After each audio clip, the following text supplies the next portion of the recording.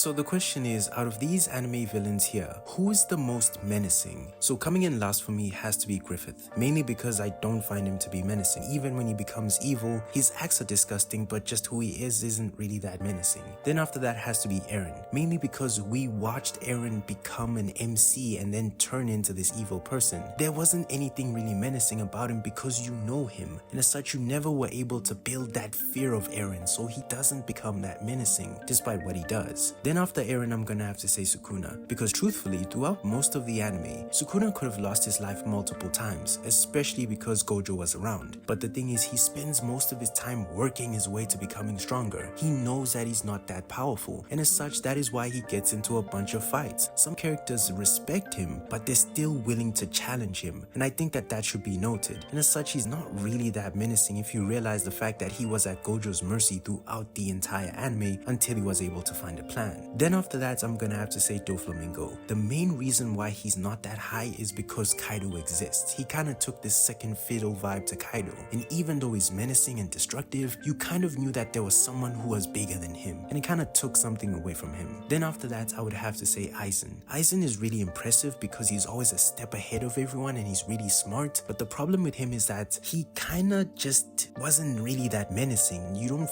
fear him in that way, but you respect him. But then after him, I'm gonna have to say Frieza. Frieza instilled fear in a lot of characters because he could do a lot of things with ease. To see very powerful characters talk about him in a way that just made you afraid of him and they were afraid of Frieza kind of just made you realize how menacing he was despite the ease that he did a lot of things with. Then after that, I'm gonna have to say it's Madara. Madara for me was a pretty interesting character because a lot of people respected him more than anything because they knew that he was technically dead, but every time you would say his name, people would just act in a weird way, which kind of made you realize that you have to respect him and he is a menacing figure, and when he returns you understand why people are so afraid of him. Then after that, I'm gonna have to say Johan, mainly because of just his impact on you. By the end and the beginning of the anime, he leaves this very creepy mark because the possibility of him actually existing in your world is something you have to accept, and you watch this story and realize that people like him could be out there, and I think it made him more scary.